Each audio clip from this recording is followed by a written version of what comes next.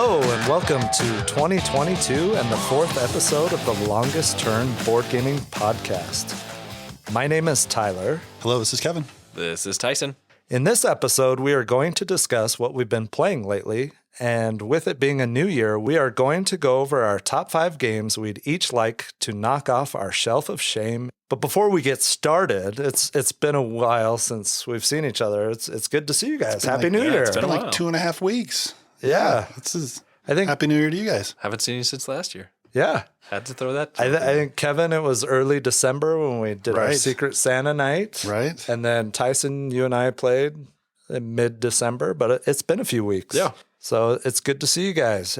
Everybody have good holidays. Christmas was good. I had to drive home from Salt Lake to Denver. It was a terrible drive. Takes us about 9 hours usually. We started 9:30 and got home at 12:30 at night. So it was miserable. Other than that, fantastic. Yeah, I saw you got a lot of games played, and I was jealous because I was sitting home. I had to be stuck inside. I got COVID for the second time. All good, all better now, but I was stuck inside. I didn't get to play any games. Tyler and I had planned to maybe play some more games, but I didn't get any. Didn't happen. Yeah. I got to play quite a few games with my family, so it was a good break for that. So yeah, a lot of games played, a lot of shorter filler games, but we had a great time. So it was good. Nice to get away and relax a little bit for sure.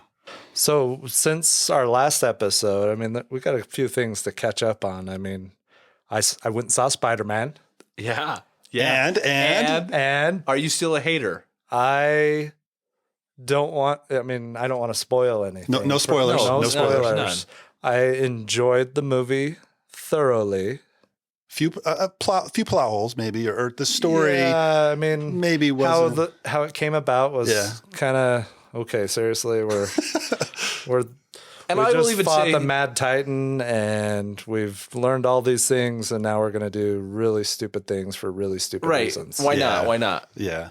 And the other thing was pacing issues. I thought there was a couple of pacing issues in the movie. Like it felt like, okay, we climbed some really funny parts and from really exciting parts, and then slowed down and like.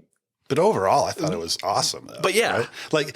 It was, as far as experiences, like movie experiences, it was the best movie experience I've had since Endgame. Like as far as like excitement and people cheering in the theater. And did you have that in your? No, yours? we didn't get that. I did.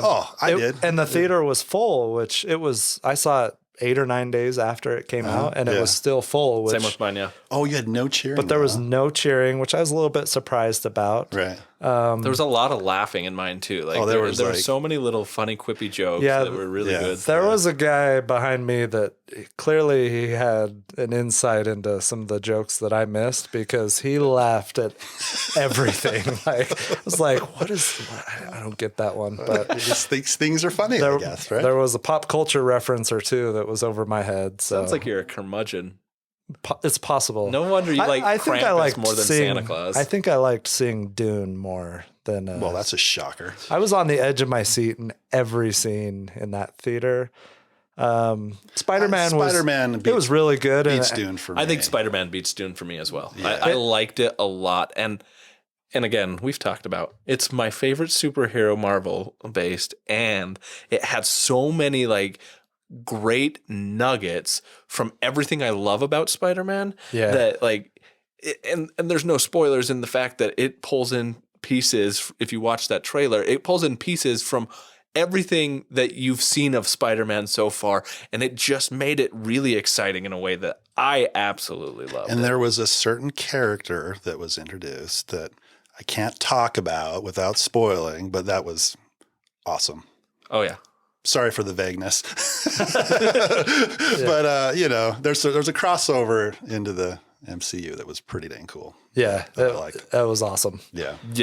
It was a great experience. It was a good movie. I agree there were some pacing issues, but it was a good movie. No, I'm glad you could finally admit. Yeah, exactly. I'm glad that you're not a Spider-Man hater. Well, it was probably the best Spider-Man movie I've ever seen. I would agree with that. That's a low bar for you, though. Yeah. That's like, that's good. That's good. What else do we need to talk about? What do we need to get caught up on? Well, I mean, we've got to talk about it's a new year, right? And as a new year, we've got to come back to the fact that Tyler can buy games again. Oh, That's right.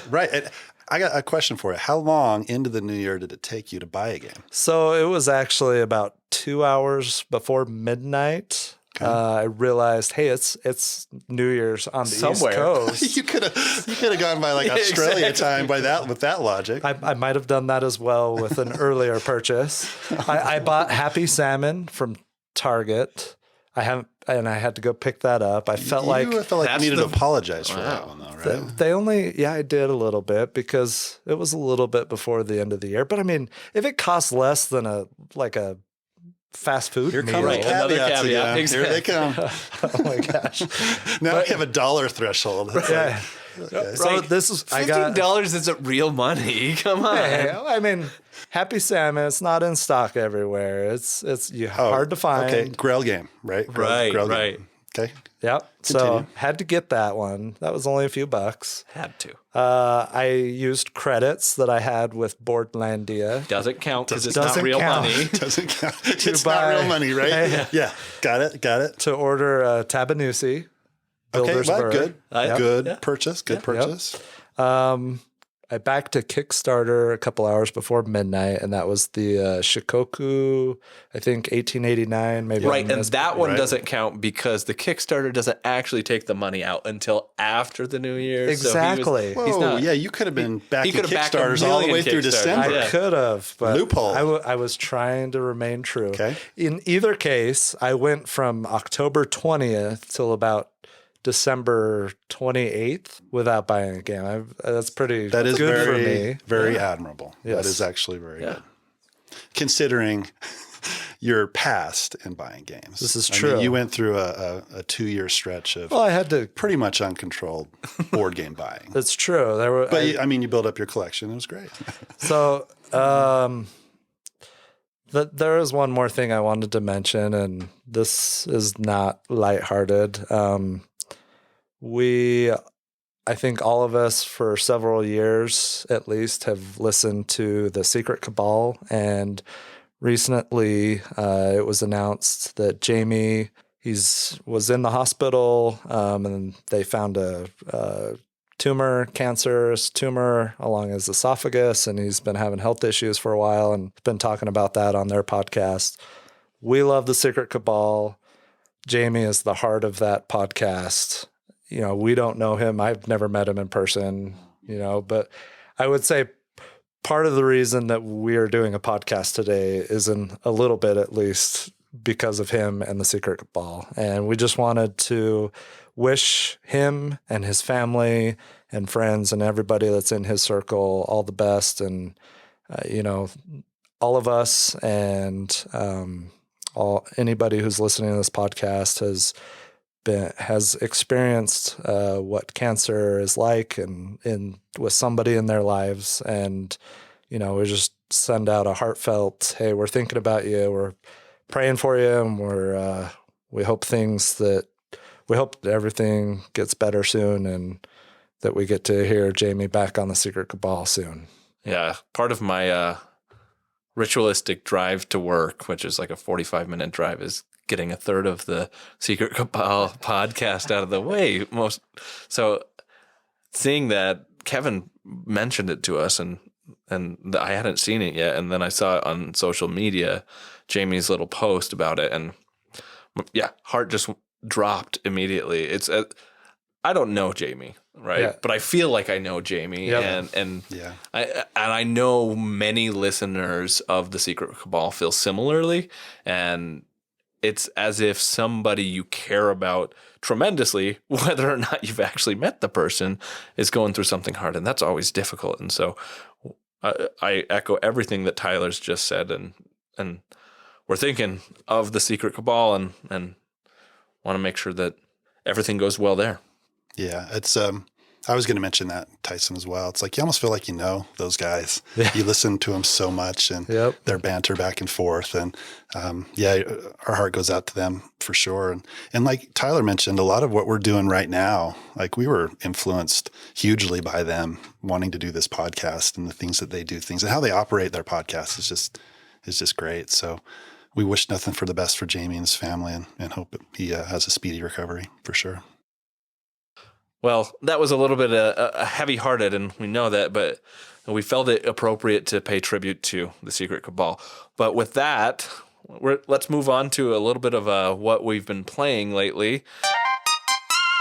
So I've been playing quite a few games, like I mentioned. One of those games is a game called Cascadia. So this is kind of been getting a lot of buzz lately. It was a 2021 release. It's designed by Randy Flynn, and art is done by Beth Sobel of Wingspan fame. So Cascadia, it's a puzzle, tile laying, and token drafting game, and it's set in the Pacific Northwest region of the U.S. and Canada. So the way this game plays, you have a set of scoring cards that you take out. So think like Kingdom Builder, if you've played Kingdom Builder. These are the ways that you're going to score at the end of the game, and you're working towards that for the entire game. So there's 5 of these. There's 5 different animals, and there are, I think, 4 or 5 different scoring cards per animal, and these are randomized. So there's just a bunch of different ways that you're going to be able to score, and every game is going to be a little bit different. So the way the game works is you have tiles, and then you have tokens. So the tiles are all stacked up, and you randomly select 4 of the tiles, and then the tiles have a land feature on them, and then 1 to 3 different animals on those tiles. And then you have tokens. The tokens have 1 animal on the token. So you get 4 of these tiles, and then you pick 4 tokens randomly and match them up with those tiles. And then once your turn, you select one of those combinations, and you put the tile next to your starting tile. What you're trying to do is get, land masses, whether it's mountains or fields or forests, together and try to get the largest land mass. You get points for that. And then you're trying to position the animals where it's going to score for the endgame scoring cards. So you put your tile down, then you get the token, and you put the token on one of the animals that you've already placed down. So that's your turn. You refill, and then it goes to the next player. They do the same thing.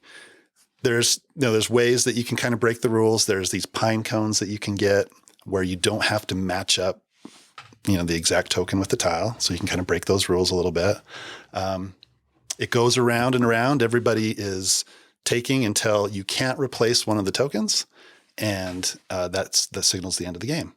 Then you look at the end game scoring cards. You see, how well you did. It could be like bears. Bears want to be next to each other. So if you have a pair of bears here and a pair of bears there, you get more points. It could be elk. Elk want to be in a row for whatever reason. If they're in a row, you get points for how long of a row you have of elk and that type of thing. And then you count up the points. Whoever has most points wins. Super simple. It's I would consider it kind of a gateway game, but it's a really fun game, and I love it. I think it's has the potential to be one of my most played games this year. It's awesome. So it sounds like it's got some similarities, some DNA in common with like Isle of Skye. Have you played Isle of Skye? I haven't played that one. No. Yeah, there's a lot of that tile laying, Carcassonne kind of fitting land masses together, and the variable scoring conditions and things like that. And Isle of Skye happens to be one of my favorite of that weight of game and time length. And I've seen a lot of pictures of this one. I've seen a lot of people posting about it and talking about it. And it's one that I've wanted to try.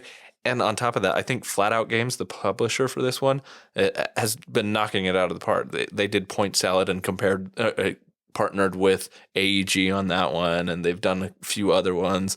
And they have a great track record right now, and they seem to get this like lighter gateway weight games and just hone in on that. Kevin, you like Azul. I mean, how would you compare this to Azul as far as gateway games? And as far as weight goes, it's a little bit heavier than Azul. I mean, Azul's really straightforward. It's got some great strategy and interaction with the people next to you for sure. I think I think Azul is probably going to appeal to more people than this one. But I mean, this one's fantastic. I think anybody who gives it a shot, I think is going to like it. It's very accessible. I mean, the theme is great. I mean, the theme's not going to put off anybody, right? Who doesn't like animals, right? I like animals, Tyson. Don't look at me. What do you have against animals? Jeez. Man. He looks at me like I don't like animals because I don't like Toby. Whatever. You don't like a lot of things. There's a lot of things you don't like. So I just figured if anybody wasn't going to like animals, it's got to be you. Animals are awesome. Well, in the Mother Earth is awesome. You wholeheartedly support Mother Earth. I do. Good job. Well, then you'll love this game. Awesome. I do have one follow-up question. So you were saying that there's interaction in Azul, right? The players to your left or right. There's a lot of interaction in that regard. But I don't know. This sounded almost like it was more solitaire. Well, the only interaction is I'm taking something somebody else might want. So everybody knows what the scoring cards are. So like I mentioned the bears one before, right? So you're trying to get, for one of them, you're trying to get sets of bears together. So it's random when you pull out the tokens. If somebody pulls out a bear, then you're going to want that bear probably. So you're going to take it. You'll take it before the next person. So it's like any, worker placement games are the same way. Sometimes there's not a lot of interaction other than I'm taking the spot you want to go to.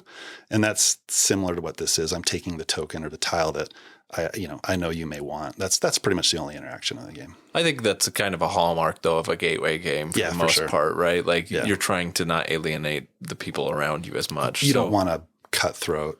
Yeah. Gateway game. Unless that's exactly what you're going for. Well, like a smirk and I'm dagger sure, kind of game. Yeah, there's some of those too, right? But it's not going to appeal to the wider audience. Right. Yeah. You want to appeal to as many people as you can. So I thought it was great. Like I said, I think I'm going to get it to the table quite a bit this next year. Cool. So I'll play it. That's Cascadia. So one of the games that I've been playing a lot with my family over the holiday break is a newer card game by AEG called 10. And 10 is a push your luck card game. You're drawing one card at a time. The game ends when the draw pile is exhausted, kind of like Point Solid, which is also by AEG. When you're drawing cards, you will draw currency cards from the draw pile. There's also number cards, and then there's wild cards.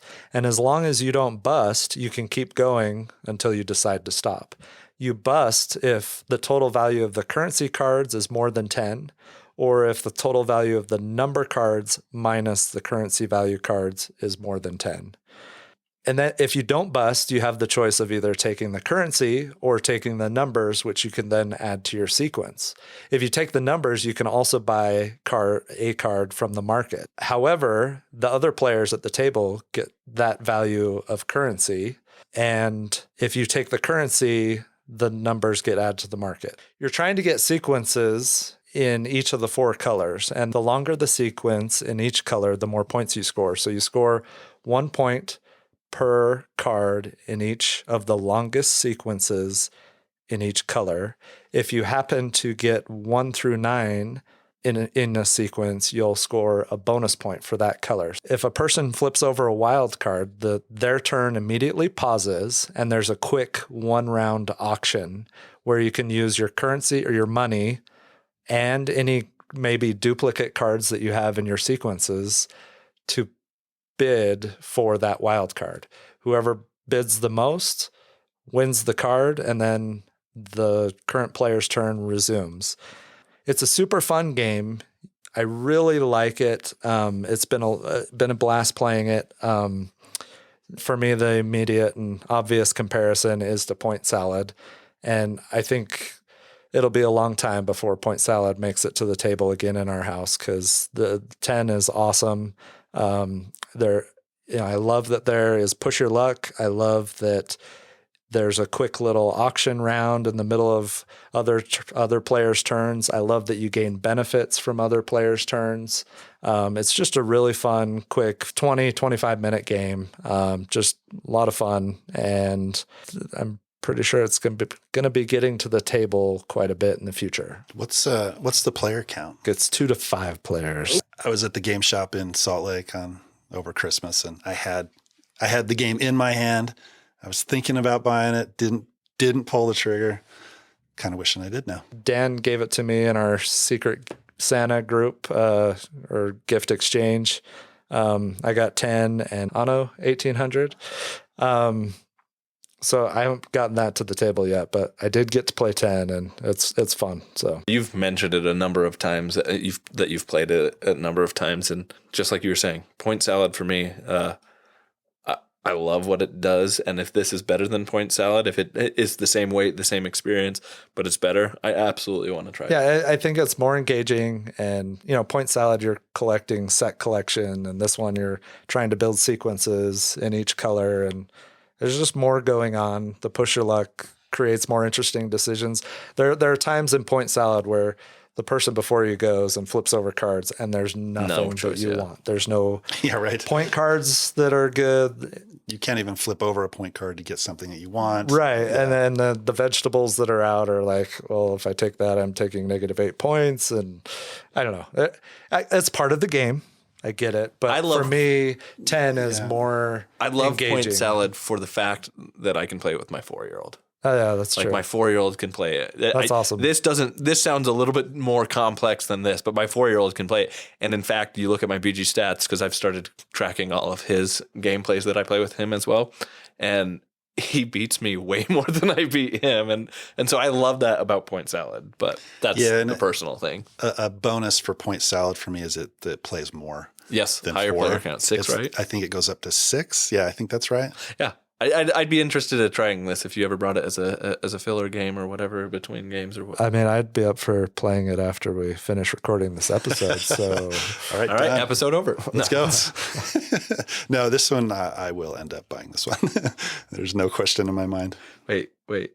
Do we have a new Tyler on our hands? Oh, no. I'm way past those days. I have no room left. I have to start culling games now. I mean, that's going to be one thing I'm going to focus on, I think, in the next few months is the games that aren't getting played that I know are not going to get played, I think are going to be leaving so I can have room for stuff I'm playing. Yeah, we're going to talk about our shelf of shame later, but I'm going to try and cut mine in half by selling some games. So. Oh, that's the way you're going to do it. Just get rid of them before you play them. Yeah, there are quite a few that I'm like, why did I buy New this? Intrigue. You bought them because they were on sale. It's true. Yeah, right. So and there are a couple of steals in there, but it took me a long time to get over that mindset. Yeah, because like a crappy game is still a crappy game, even if it's cheap. Yes. One that I've recently become heavily invested in is Final Girl, which is a Kickstarter that recently fulfilled. And I missed the Kickstarter. I looked at it and I was like, oh, I really like this. I've always wanted to play Hostage Negotiator, which is the game system that this is built around. But I wanted that whole Hostage Negotiator experience, and you can't hardly find that anymore. So when this was going, I thought, oh, I'll get in on the Kickstarter, and something made me not end up doing it. So eventually being now, this Kickstarter is fulfilling, and I just went in and I purchased everything for it. I ended up spending like over $200 on this, which that's pricey. It's significant, especially for a solo game, right? Your credits from selling Ankh. So, right. I mean, did you really? It's not real money. Yeah, it doesn't count. I had just recently sold Ankh and bought a board game table and other stuff. So it definitely there's no net like positive here. Your wife, it counts, right? Yeah, it counts. Definitely counts. But it's significant because this is a solo only game. Like, I'm not playing this game with anybody else, but I've played it 4 times already.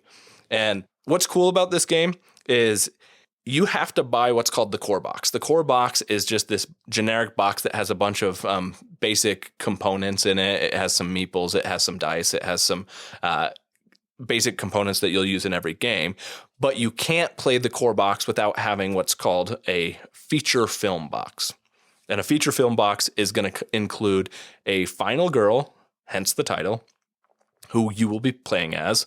It'll include a villain in the vein of your horror tropey types of villains, Jason Voorhees, Freddy Krueger, etc. So, and then in addition to those 2 things, it also comes with a specific location. And every single one of those things are interchangeable. So the more feature film boxes you get, the more you can interchange these things. So you can create your own horror tropes. One is in a mansion that is a haunted mansion, and you can put Jason Voorhees type of character in that. Or another one is in like a circus, and you can have a villain that has puppets and like kind of a Chucky kind of vibe going on there. You can have all of these things interchange, and you can switch your final girl. Every final girl feature film box comes with 2 different final girls, and they each have a unique ability and kind of play differently each way. So this game is incredibly variable. The more you get, the more interchangeable it becomes, and the more it the experience is going to be. I recently actually, after I bought all of this, they reprinted what's called the Lore and Scenario book, which I didn't realize existed. And I ended up buying that as well, which creates specific scenarios and a campaign which you can run through. So like the whole thing is just like this huge thematic experience that does a superb job at making you feel like you're in a movie. So for example, the first game I played, I was playing as Lori in Camp Happy Trails. And that's just like any horror movie where you're starting in a cabin in the woods style thing, right? And we had Hans, who is this cannibalistic axe murderer who's coming after you. In Camp Happy Trails, the location, there's a bunch of different locations on the boards that you can go to, and there's a bunch of potential victims that are there. So as the final girl, I'm trying to spread the word, hey, get out of here. There's a crazy axe murderer coming to kill everybody. And so I'm trying to rescue as many victims as possible. The more victims I rescue, the more benefits I get, and eventually I can unlock a special ability for my final girl that does something super cool and unique to that final girl.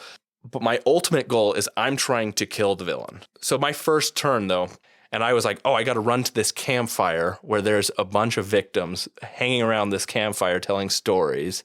And I can see that Hans is coming close, and he's going to come right to this campfire and slaughter all of these people.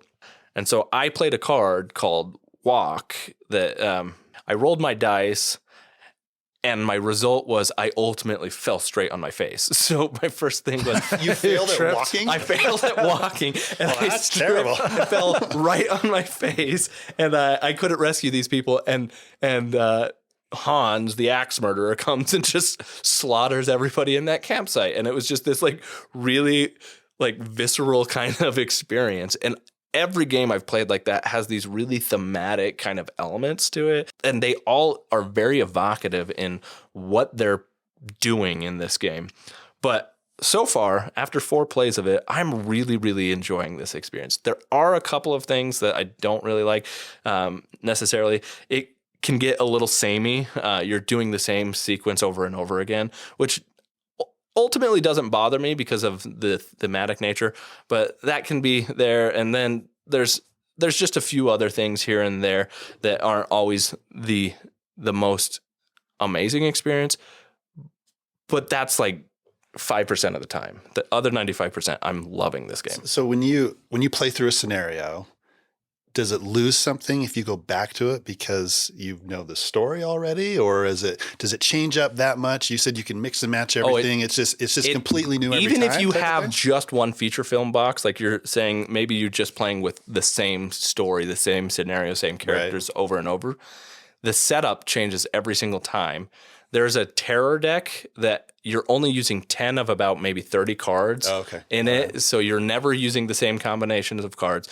You only are using maybe 1 out of 15, 20 different event cards, 1 to 3, depending on that. Your items are always going to be different. You're going to have an item deck that's unique to every location, and you're going to have a bunch of different variables that come into play. So the answer to my question is no. That's really but cool. emphatically no. Yeah, it's like, okay. So my wife Shelly loves horror movies, and I know you guys have talked about this game, and she's excited to borrow it and play it. This is right up her alley.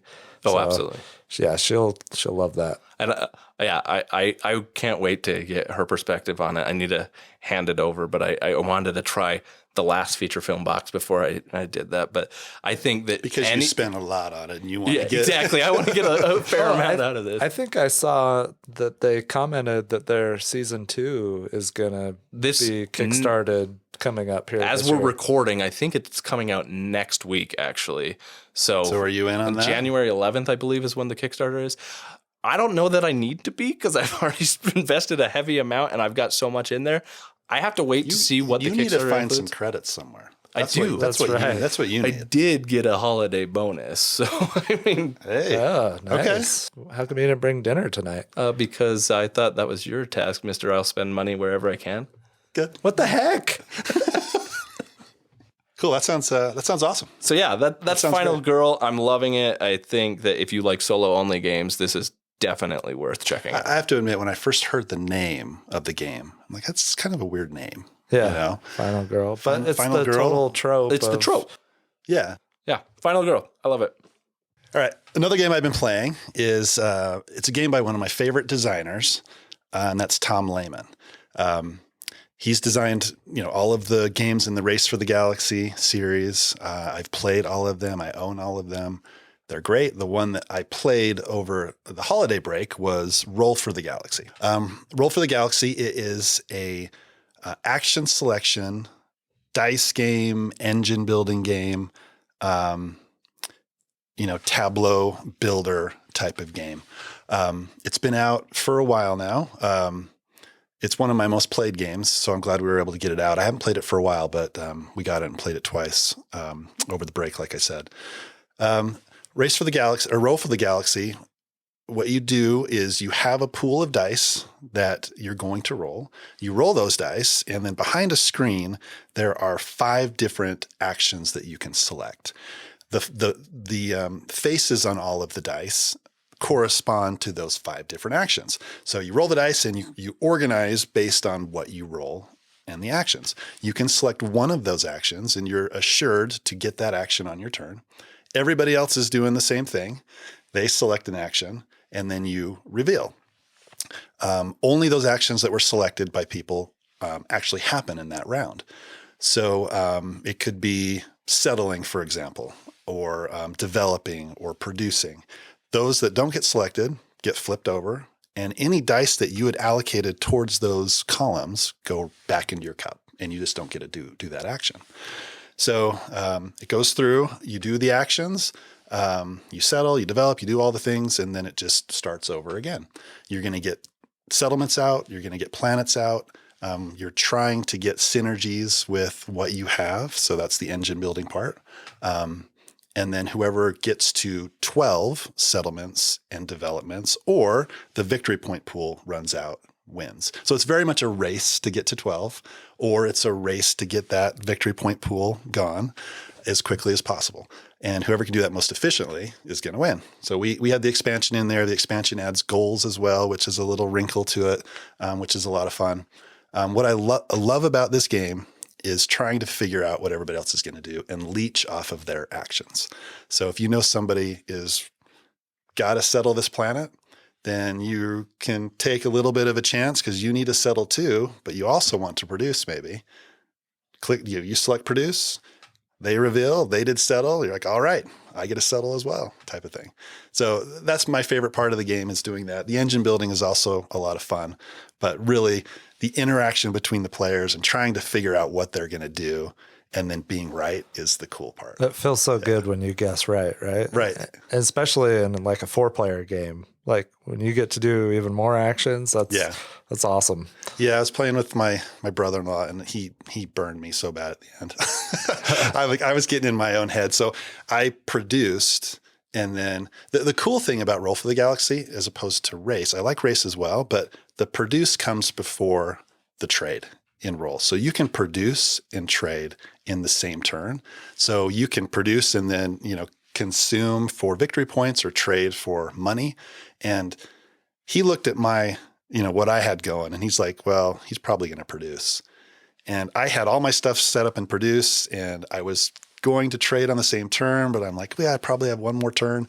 And he took a chance and did produce trade on the same turn and beat me by 10. I'm like, no. So he totally beat me at my own game, which it was cool to see. He did awesome in that game, but that's the kind of things that you experience in the game that is really cool. Those interactions, I think, are the best part of the game. I've only played the game once physically, and then I've played once on BGA. And playing it on BGA, I was just like, I don't understand what's going on other people's turns as well. And it's hard to see because I think you're right. The interaction is that most exciting and unique part of that game that makes it so valuable. So when I play it on BGA, it was lackluster for me. And I was like, I need to play this on the table again. It does lose something on BGA for sure. It's still fun. I still enjoy it, but it's better in person, I think. Anyway. So that's another one I played. It's Roll for the Galaxy. So I was also going to talk about a Tom Lehman game. I finally got the Perlae Imperii expansion for Res Arcana. And Res Arcana is a tableau building, card drafting, deck management game where you're trying to score 10 points before anybody else does by manipulating your cards to gain resources and to convert those resources to points and to buy locations that allow you to get more points called places of power. So I'm really excited to play Perlae Imperii, which added some new cards, new places of power, new monuments, a new resource, pearls, and it also increases the required score up to 13 to trigger endgame. Loved it. It's a blast.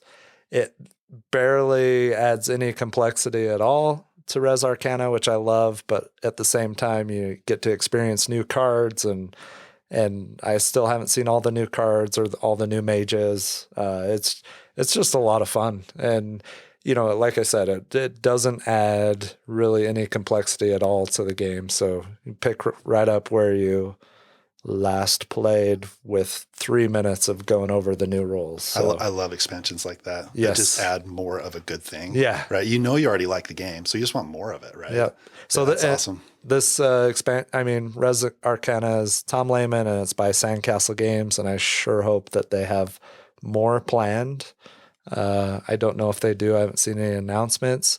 I know that the original tray in the original box was clearly designed to hold a couple of expansions very specifically. Things fit in there. So I'm hoping there's more nooks and crannies in there that I haven't discovered that might hold more expansions.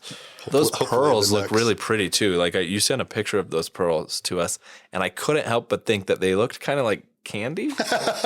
Did you have any problem with I have eating not those? had any issues. Or the question is, how many did you That's a eat? better question. Yeah. I did not have any issues. So that was a one-time thing for the record. 35, 36 years of gaming. One time. One time you chomped on that egg. Yeah. Anyway, no, and the pearls are cool. They're not a complete sphere. They have a flat side on one side so that they don't roll around everywhere if you're playing on a table that is not vaulted. Cool. No, that sounds awesome. I'm excited to play. That's another one that I'll end up purchasing. Well, at least it's a game that you own and you like. You're not buying whimsically stuff that you're not sure whether or not, and you have a list of games that you're going to sell back because you never touched them. I don't know to whom you are referring to. Neither do I. No whimsical purchases over here. No, I've never done anything whimsical in my life, Tyson. Doesn't sound like you at all. Anyway, something that is not whimsical at all is the next game that I'd like to talk about because it's purely academic. The game that I'm talking about is The Search for Planet X. And this is a game that has the theme of you are an astronomer searching for another planet within our solar system, and you're doing research papers, you're doing all of this academic style effort, and it sounds super lame, potentially.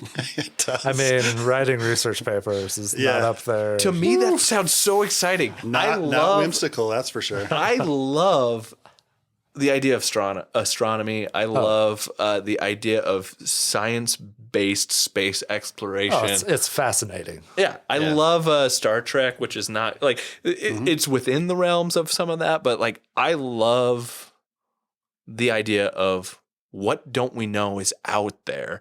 And so this theme for me really is exciting, even though it's probably a really, really dry theme. But this is a game for 1 to 4 players, published by Foxtrot and Renegade Games, and it's designed by Matthew O'Malley and Ben Rossett. I was fortunate that this is the game that Tyler gave me for our Secret Santa exchange, and I was so pleased to receive this. This was probably my number 1 game on my wish list for a really long time. What this game is it's a pure deduction logic-based game, in that each time you play, every player in front of you gets a individual score sheet type of a thing. You also get a player screen, and then there's a main board. The main board is showing the night sky, and you each are astronomers in different parts of the world where your telescope is pointed to the night sky. So you're looking up into the night sky in specific sections, and as time goes, you can see more and more parts of the available night sky because of rotations and etc. Science. What you're trying to do is deduce the location of planet X. So if you like Sudoku, or I talked about Cryptid recently, you like Cryptid, this is that style of game, but I think this one does it even better. I would hope so, because you didn't like I Cryptid. wasn't a big Cryptid fan. Not saying it wasn't a well-designed game, but it just did not work for me. I think this one would work better for you than Cryptid did, because in Cryptid, you don't have, like, in Search for Planet X, you have a score sheet and papers, and you can write down your clues. You can write down exactly what everybody else is doing on their turn and kind of get the information or deduce what other people are looking for. And so it's an easier way to parse out what is going on. Whereas in Cryptid, you're looking at the board and the information is all there for everybody, but it's who can see it better. This is all up to you, and it's like individual experience.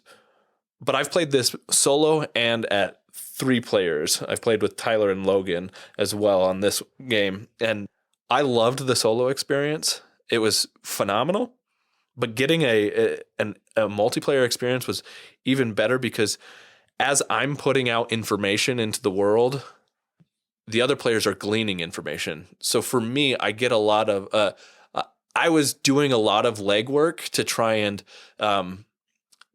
figure out where Planet X was. And Tyler and Logan were seeing some of my theories come to fruition, but they were also making their own theories. And so, like, piecing out what they're doing versus what I was doing was able to help me see the big picture. Now, I know Tyler's going to have a complaint here in a second, and that's perfectly fine. But before he does, let me preface it by saying I love the idea that you get, as if you're putting out information and, like, discovering discoveries of where certain celestial objects are in the sky, you're getting more credit. You're getting more endgame points, essentially, because you're putting the legwork into it. But there is a downside to that. And the ultimate endgame is not the person who discovers Planet X is the winner. The end game is whoever has the most points. I think I just figured out what Tyler has an issue with. So go ahead. Okay. Yeah. So before I say anything, I want to say the app integration with this game is phenomenal. Phenomenal. Absolutely. One of the best app integration games that I've played. I thoroughly enjoyed the play of the game and puzzling out where Planet X is, which I did successfully. And first. And I was 100% sure I knew where it was when I found it. Well, after you find Planet X, everybody else still gets another turn to gain points. Maybe everybody Let me guess. Did you lose? I did lose. Oh, okay. And it's not just that I lost, but Tyson, I mean, you stated that night after we finished that you had a chance to guess for Planet X after I guessed where it was. Well, let me explain. You said it was a 50-50 guess. Exactly, but you got to go back a step and see that the fact is when you're making the deduction of where Planet X is, you can know where it is. But you're going to get a certain amount of points. So the first person to discover it is potentially going to get the most amount of points. But if you discover it before anybody else, and people are further back in turn order than you, the people further behind in turn order get an opportunity to guess. Which could be one space. Right. And that could be fewer points. When you guess Planet X, you move ahead like 4 or 5 spaces. So there's a good chance that people are going to be behind you. Overall, I mean, the actual play of the game was exciting. The goal is not really to find Planet X. The goal is to get the most points and to get the way lucky to get in some of your guesses along the way. Which may be on me because as a teacher, that's something that like I need to make sure that is clearly understood. And to be fair, I hadn't played it with people at that point, so I wasn't sure how the interaction between people was going to work out as much. But I did have a better understanding of the game, and it could have been something that I could have done up front to say, this is the most important part of the game. It felt a little like I scored the winning touchdown in overtime, caught it in the end zone, but our team still lost because the other team had more passing yards during the game. So you loved it. No, that's I what I loved the play. I was a little thrown off by how it broke down, and I don't really get that upset when I lose games. No. I don't. The play was really fun. The app integration was awesome. I'd definitely play this game again. Yeah, it is tough when your expectations are something and then it's something completely different. I've experienced that a lot in games, like Dwellings of Eldervale when we played that. The first time I was getting destroyed in the battles. Like I couldn't roll anything. I'm like, this 1s and 2s and this is horrible. This is terrible. And then at the end of that game, I ended up winning. My perception of the game was that, you know, the battle was going to be more important than it was. And it kind of soured me towards that first play. Once you have that paradigm shift and I can understand that that's not necessarily the objective, you can play more efficiently and get more joy, hopefully, out of the game. Or Scythe. You may go into Scythe thinking that battle is super important as well, but it's just, you know, the threat of battle in that game, right? But that posturing is way more important than the actual combat itself. Yeah. So once you understand that, it's probably a more enjoyable experience. You know? Yeah, no, I think, like I said, I'm excited to play it again. I would not turn this down.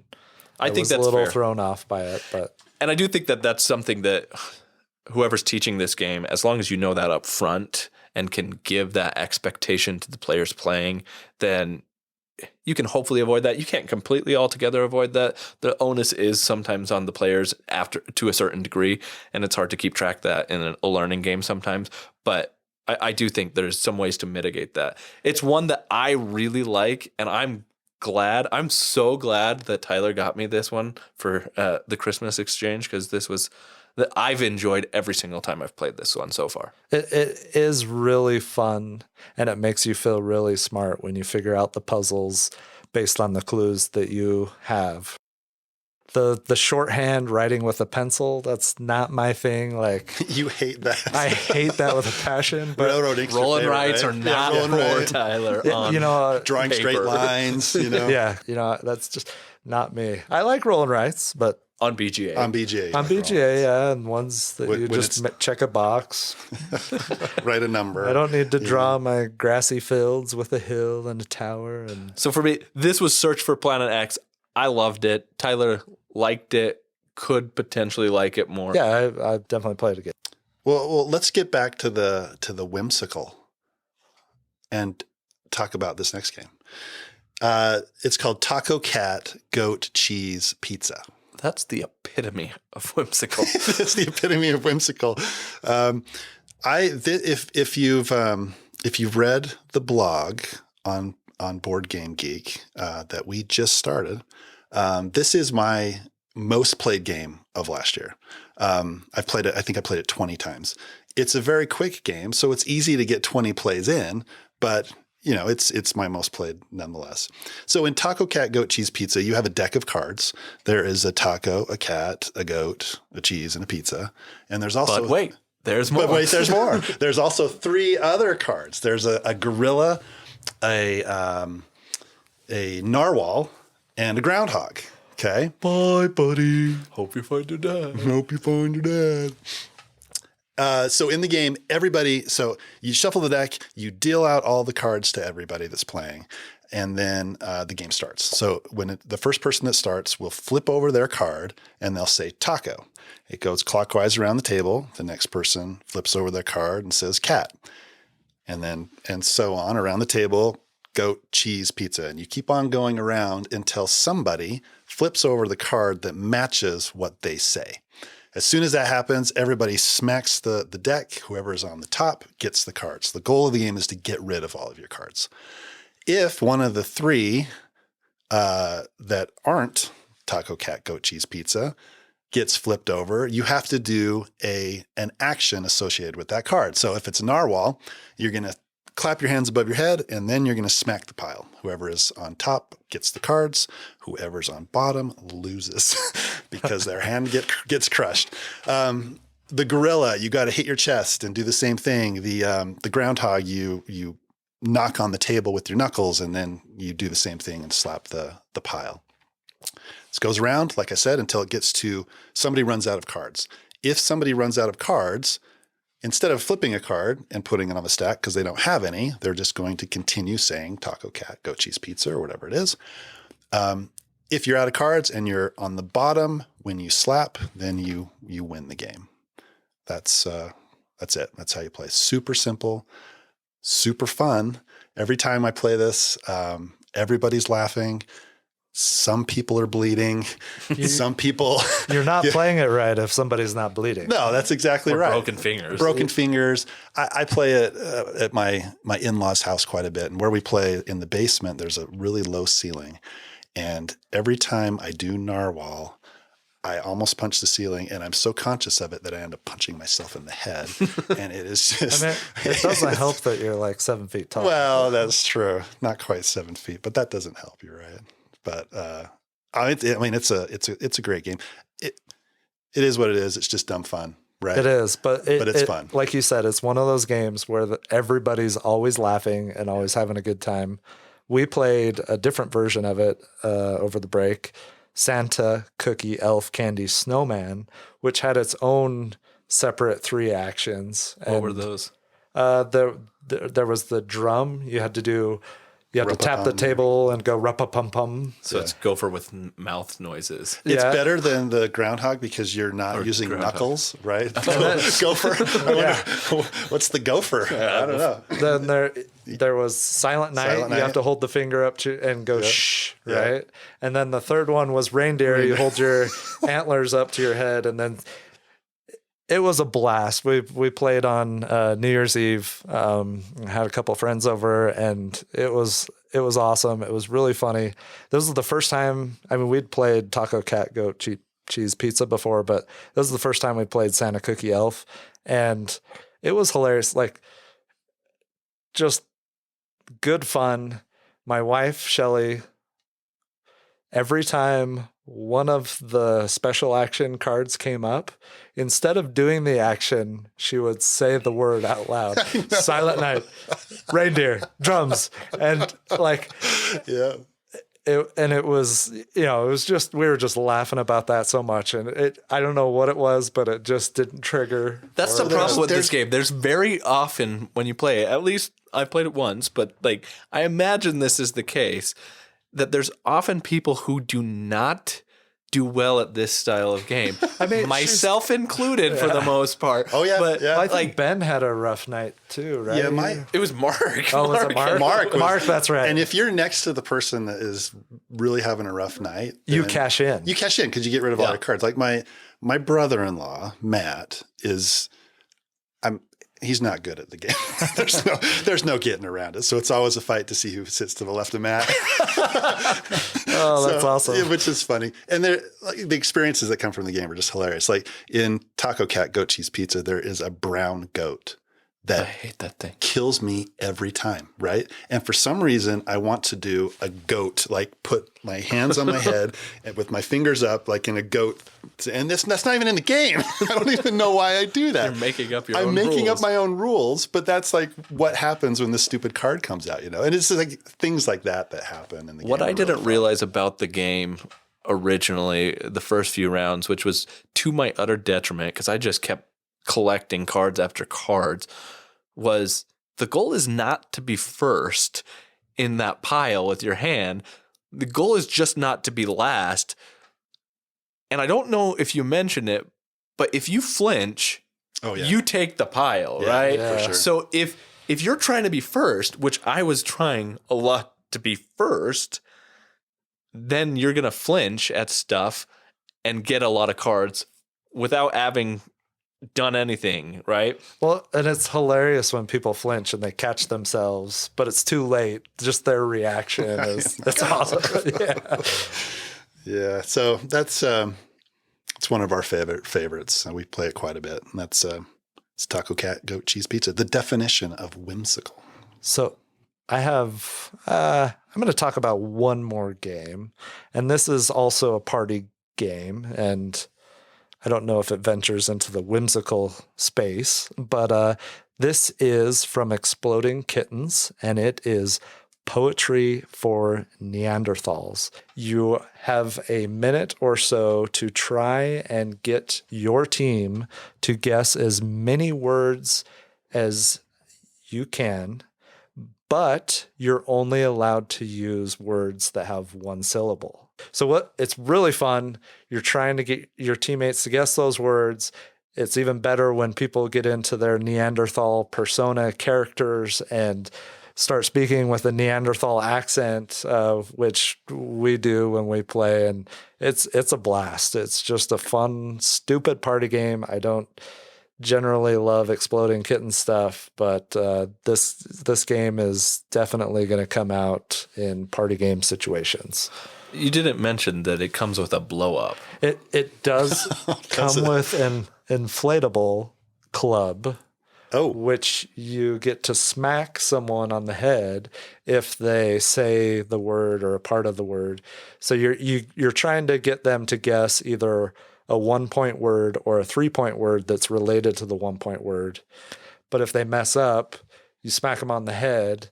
They use a 2-syllable word, right? Too smart for their own good. Yeah, right? You got to knock them silly, right? And then the best part is at the end of the game, the winner takes, I don't know if this is the best part, but the winner at the end of the game is given a poem that has like fill in the blanks, and they fill in the poem with words that they correctly guessed.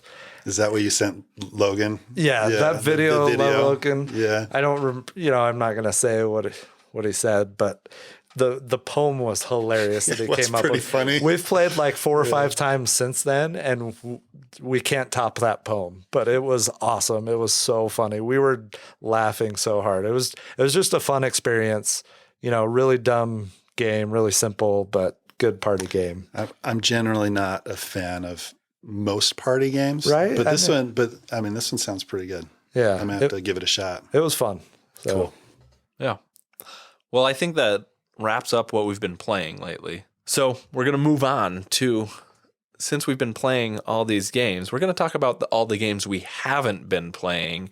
We're going to talk about the games we can't get off of our shelves and the top 5 that we'd like to. All right. Number 5. This game has been on my shelf of shame for the longest of any game that I probably own. I think at this point, there's probably dust on the game. It's been there so long, probably over 10 years. And then the game is 1960, The Making of a President. So this game is about the Kennedy-Nixon election. I don't know much about it other than that. I have played a game called Campaign Manager 2008, which is designed by the same designer, and I really enjoy that game. It's been a long time since I played that one as well. That one is about the Obama-McCain election. I enjoyed it a lot. I know the designers I think Twilight Imperium, one of the designers designed that game. Twilight Struggle? Twilight Struggle. Sorry, it's designed that game. There's like Founding Fathers was another one. There's a new one that just came out in 2020, and I'm forgetting the name of that one. But like a prolific designer, is very highly rated. It's definitely one that I'm interested in. I think one of the reasons I haven't got it off my shelf is because it's a 2-player game. And at that time when I got it, it was one of the heavier games that I had. It's, I think, an hour and a half to 2 hours to play a 2-player game. And that's a hard sell for my wife, which was my main gaming partner at the time. I have a few more options now to play. And it's one that I'm definitely interested in and would like to get off the shelf. Well, I don't think I ever want to play Twilight Struggle, particularly with people who have played it because of that learning curve. And I imagine this one would have some similar experience-based struggles. If you've played it more, you're more adept at it. So I'd be interested in trying this one because I have wanted to try Twilight Struggle, but I don't want to learn it with somebody who already knows. Yeah, there you go. 2 newbies. Sounds perfect. I think I'm going to pass on this one. No? Doesn't interest you at all? 1960. The theme's not grabbing you? No, it's not. No. It's no but Searching that's for okay. Planet X. I mean, it's a very highly rated game, and it recently got a reprint. Wait, Right? if you become the president, do you still lose the game because the other guy had better research papers along the way? Well, a big part of the game, I think, is writing research papers. So maybe it's right up your alley, right? Sold. Yeah. So that's my number 5, 1960, The Making of a President. So my number 5 is far more thematic and one that is just oozing theme. It's Scythe, Rise of Fenris. Now, this one's been out for a while, obviously. I pre-ordered it originally when it came out, and so it sat on my shelf the whole time. Not because I don't want to play it. Rather, it's because I just can't find somebody who hasn't already played this campaign, so I can't really play it again. And I only really want to do the campaign. Like, I don't really want to do the modular integration until I've gone through the campaign because that sounds so intriguing to me. I've read through the first part of it, and I love the whole Scythe world. I've loved everything about it. I may end up having to play this one solo just to get through the campaign, but I'd love to experience the campaign. I mean, I've played it so long ago that I don't really remember the campaign, so I'd be happy to play it with you. Even better, I'm only like 3, I think, games into it. So, I mean, there's still undiscovered stuff for me. So I'd be happy. I would so be you guys happy. are not letting me. I would jump be in on happy this. to start the campaign with It's him. not a 2-player game, so this isn't 1960. You're more than welcome. Oh, okay. Well, I would love it that. sounded like Well- up to this point, Kevin hasn't wanted to play Fenris. I haven't with me because I play, you but I have played like all the spoilers. 3 years ago. Now, I don't remember it. 2 years ago. all You the- know what's in all the Come out. boxes, though. So, barely. So to be fair, so do I. He you looked. opened everything? Yeah. Because here's the thing. What? Somebody spoiled it for me. Told me basically everything. It was some guy at a con that I was just like, Some random dude. yeah, at a some con random dude who thought, spoiled oh, it's it for great to you? just, have you played with this, this, and this, and this? And I'm like, are you kidding me right now? Why would you say that? And so I was like, well, now I know everything in the box, so I'm going to look at this cool stuff that's in the box because I don't think I'm ever going to get it played. So it sat on I know what's in the boxes. I don't know anything mechanically about them. I don't know. To be fair, I probably do as well.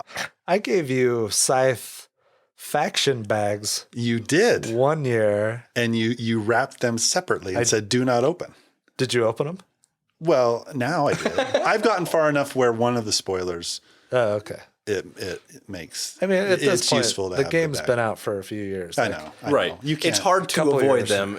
And that's my whole point is that it's been so long that I felt, well, I'm just going to spoil it for myself in its entirety. So I get something out of this, whatever $60 purchase that I made that I haven't touched. So But yeah, it's cool. And those modules some of those are just awesome. The ones that I've discovered so far have been, they're so cool. Let's So play we that. We should do Scythe, it. Rise of Fenris. Yeah, let's add it to the list of things we're going to play.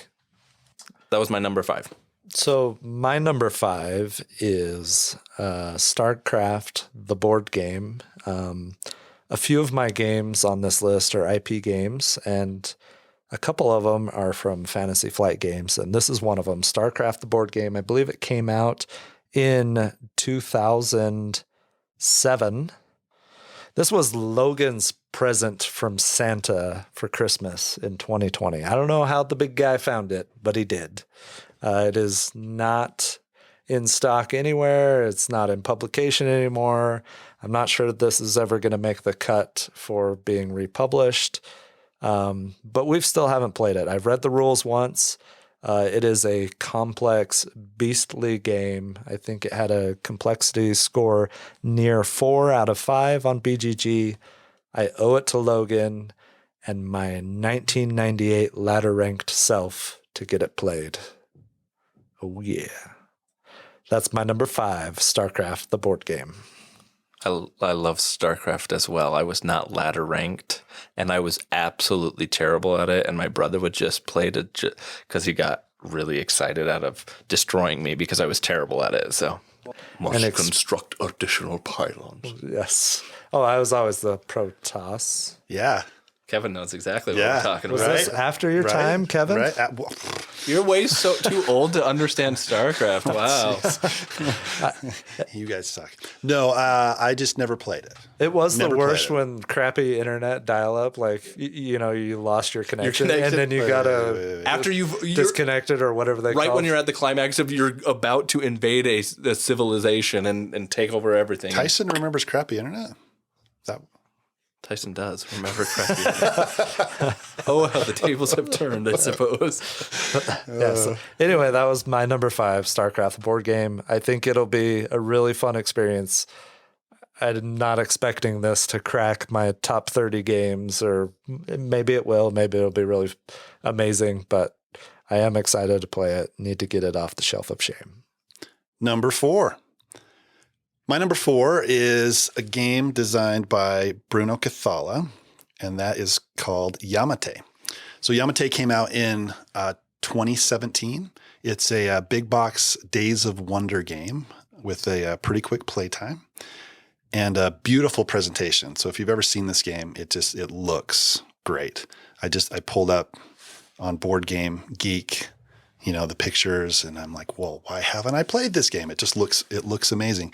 One of our buddies, Ben, who we talked about on the show, he has played it. He says he likes it. So I think it's time that we get Ben to teach us how to play it. Then that's Yamate. Have you guys played that one? Nope. This came out, I think, right after Five Tribes. So like Days of Wonder does like a big box game each year, basically. Yep, right. And this was the 2017 one. I think the 2016 one was Five Tribes. And I had played that, and then I saw this one, and it looked similar in some ways, like the color palettes and things like that I was just like, I want to try it, but I haven't. Yeah, and it's designed by, Shadows over Camelot is Bruno Cathala, one of our favorites on the show. And, yeah, it looks like a great game. I really don't know why I haven't played it yet. Yeah. That'd be fun. So that's my number 4, Yamate. So my number 4 is a game that I backed on Kickstarter in 2018, maybe was when the Kickstarter was going. It was published in 2019, and this was a big box minis-centric board game. It's Court of the Dead, Mourner's Call. This is published by Project Raygun and Sideshow Bob. Sideshow Bob does a bunch of different collectible items and stuff. So they're known for creating like miniature type of models and things like that. So they have beautiful sculpts. So the minis in this game are just gorgeous, and the production of this game is just phenomenal. Metal coins, beautiful inserts, like player trays, double layered boards, everything about this game's production is gorgeous. I've heard that it's been compared to Blood Rage in a lot of ways, which I love Blood Rage. It's one of my favorite area control map style persons on a map game. And I like this style of game in general. This one I think plays up to 6 players, or plays 5 players, up to 5 players. And I've wanted to play this like in a big group setting, but just haven't had the chance.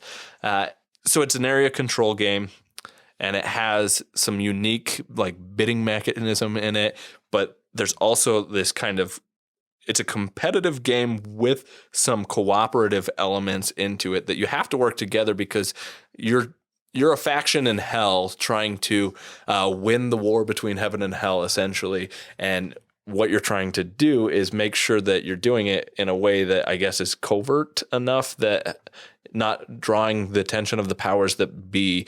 Otherwise, bad things can happen. Or at least that's my understanding. I haven't played it, obviously. It's on this list.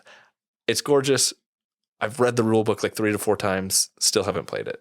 Did you bring this to the first Cabin Con? I did, and it didn't get played. Didn't get any beans or coins. Did not get Didn't get any votes. I probably didn't put a bean on it. Nope. I mean, okay. But I figured if I mentioned, hey, this has got some similarities to Blood Rage. Well, I mean, that was back before we really started playing Tyson's games. And it feels, Right, it it feels was, like absolutely. now that's all we do, right? Yes. Just Tyson's It's game. getting a little overwhelming. So you guys are now having to catch up and play all the games that I own. So that's my number 4, Court of the Dead, Mourner's Call. So my number 4 is Feast for Odin. This is published by Z-Man Games. This is another beast of a game. Funny story. I was boarding a plane in 2018. I knew that Miniature Market's Black Friday sales were about to go live. So This was in the heyday of buying. There were some amazing deals. They had There were some good deals. Yeah. They had Pandemic Season 1 and 2 for like $28 or something like that. It was ridiculous. Yeah. I wish every Black Friday was like this Miniature Markets year of 2018 because there were some ridiculous deals. Anyway, I'm boarding a plane, walking down the aisle on Southwest flight, looking for an open seat, trying to get my order in on Miniature Market. Don't take off. Don't take off. Yeah, right? Well, I think I had, at this point, I mean, I was going to buy the Wi-Fi regardless, but... You were spending $30 on the game. Might as well throw yeah, $8.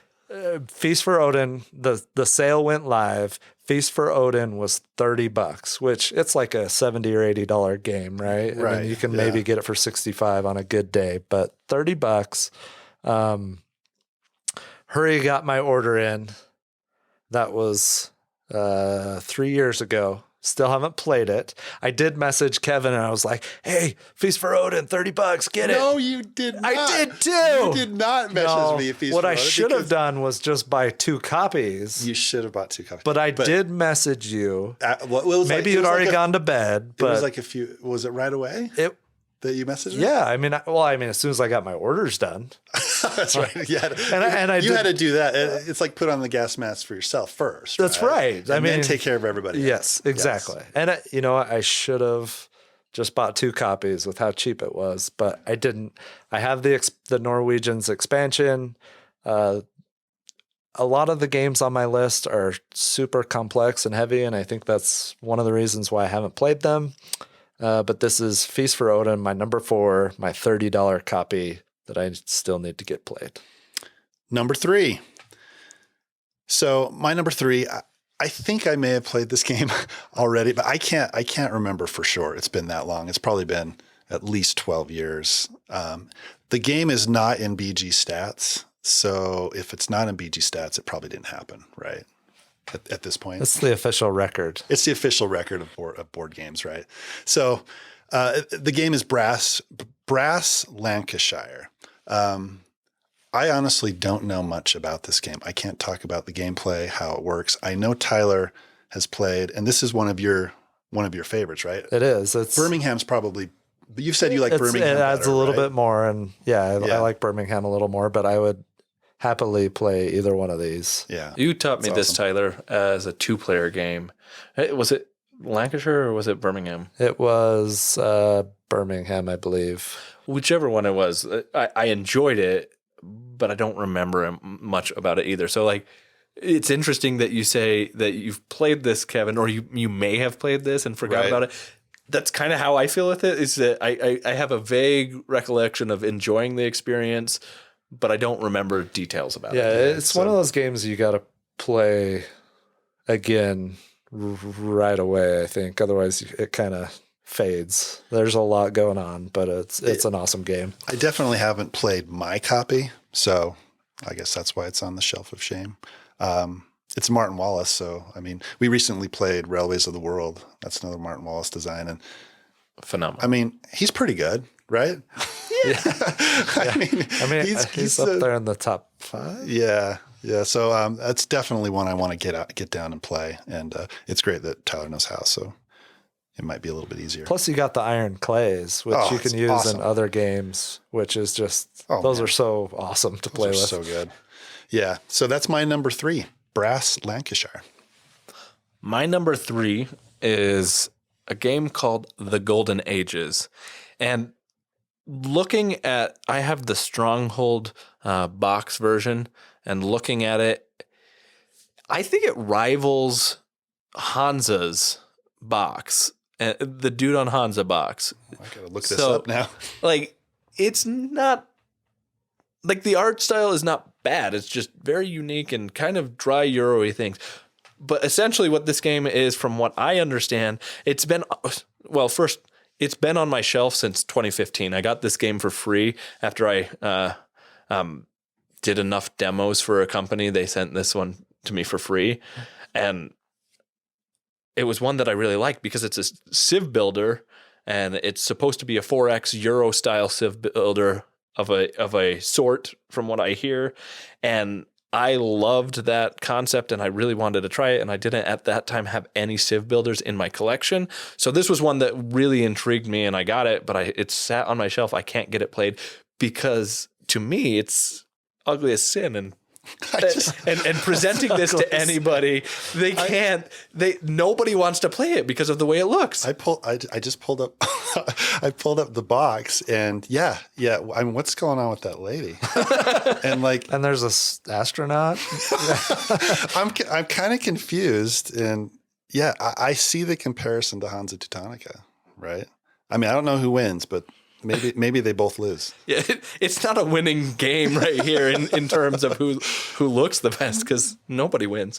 I definitely want to play this one. It's got so much.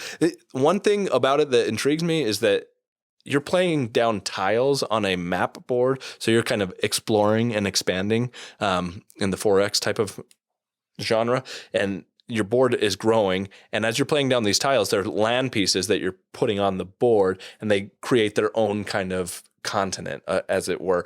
However, they're configured in such a way that, from what I understand, it's either the entire world or the United States can actually be made from the map pieces if you were to configure them exactly correct. That's my number 3, The Golden Ages. All right, so my number 3, we're getting back into IP territory. This is published by Ares Games in 2012. Another super complex game. It is War of the Ring, 2nd edition. It is a travesty that I have not played this game, with how much my family loves Lord of the Rings. We do movie marathons all the time. I've read the books in English and Dutch. I love Lord of the Rings. I don't know why this game has not been played yet. I bought this in August of 2018.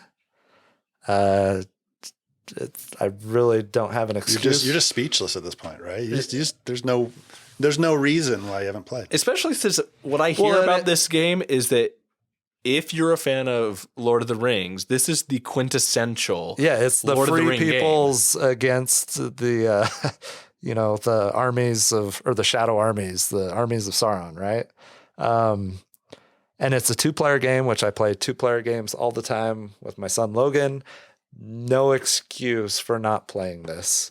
It's just a little bit of probably a high barrier to entry, a little bit, right? Yeah, there's going to be a lot of rules. It just need to sit down for a couple hours and learn the game. And it doesn't help that you get 13 different games a week coming to your shelf. Really harping on I 13. All right. So anyway, as Gandalf would say, The board is set.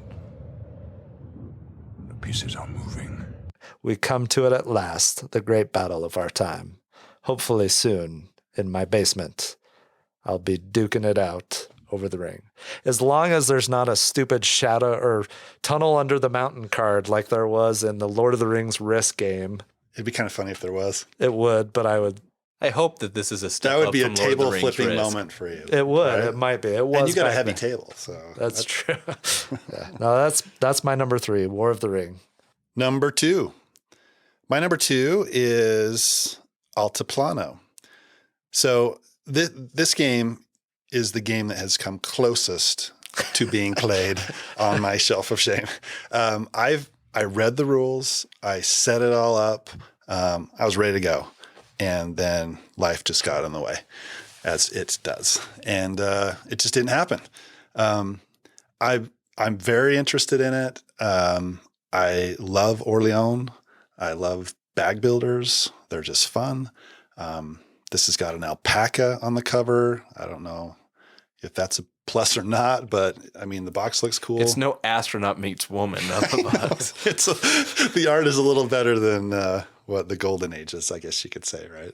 I don't know. I don't have much else to say about it other than I want to play it. It looks awesome. I know this got played at our first Cabin Con up at Fairplay, and it looked cool then. So hoping to get it to the table. I think I downvoted it. I for the upvoted it. second one.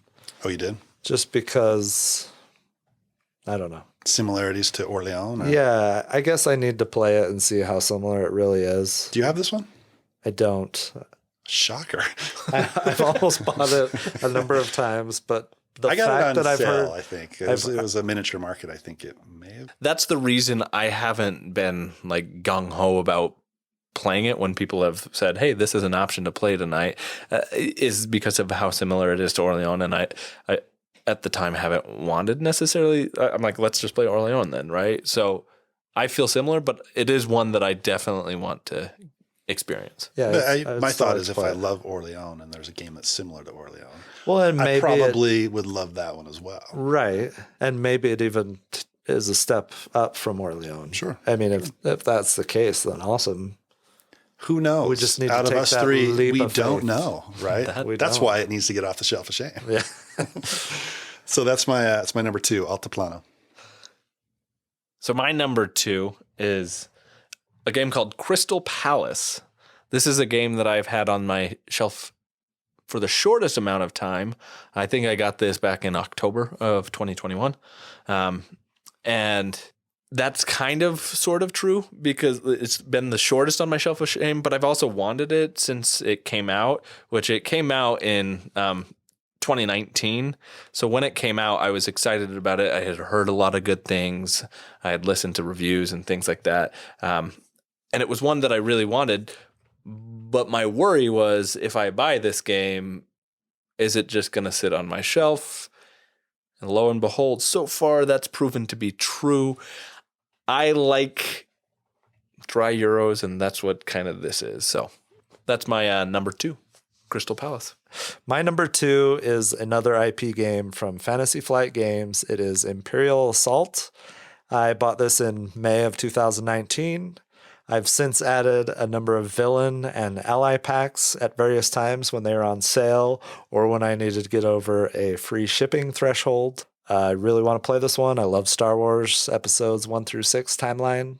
Held back a number of times buying some of the bigger expansions that are more expensive with this until I actually get to play it. I know, Kevin, you want to play this one. Yeah. You've tried to get it to the table with us and it just hasn't happened. Yeah. So I've played it. There's the campaign mode and then there's the skirmish mode. So I've played the skirmish mode a few times, which was awesome.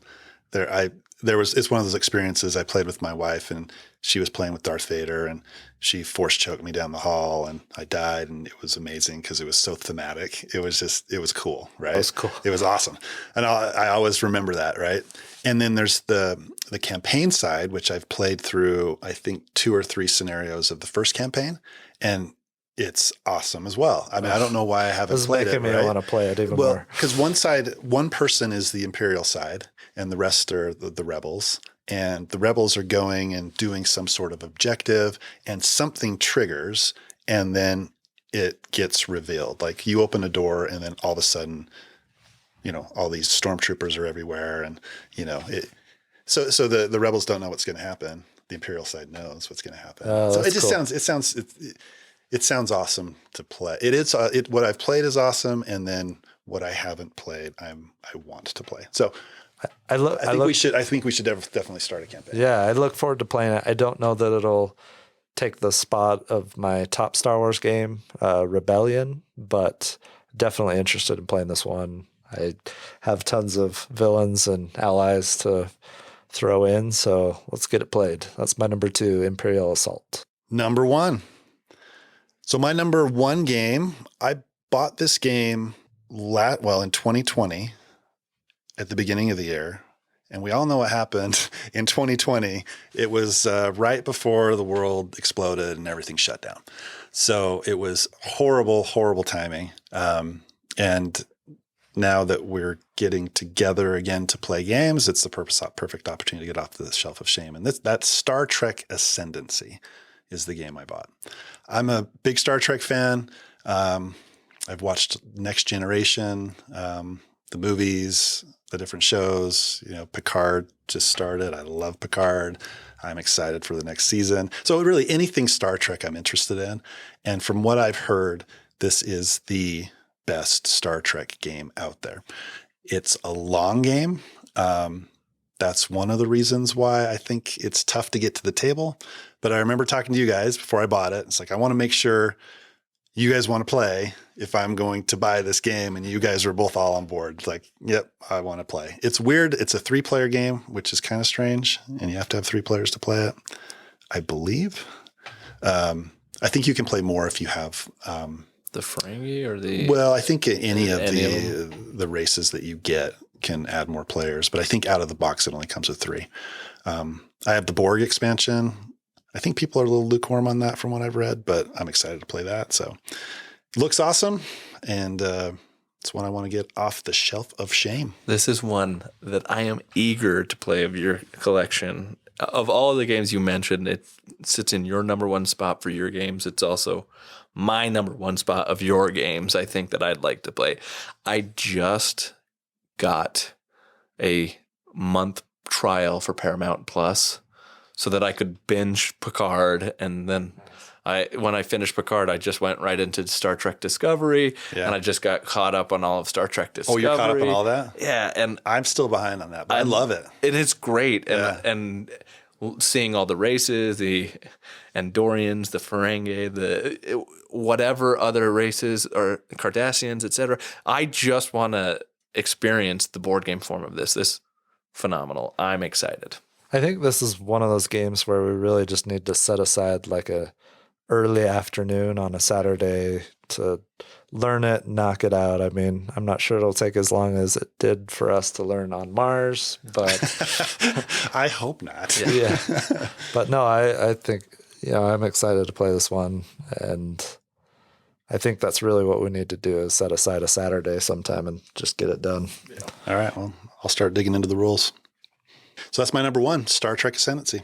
So Tyler just mentioned On Mars, and my number 1 happens to be a Lacerda title. On my shelf sits Lisboa, and I've had Lisboa on my shelf for, I think it was 2018 that I picked this one up. It was released in 2017. I actually got this in a trade. So I got the Kickstarter version with everything in it, and I got it in a trade. I traded somebody for a base copy of Dominion and Betrayal at House on the Hill. You win.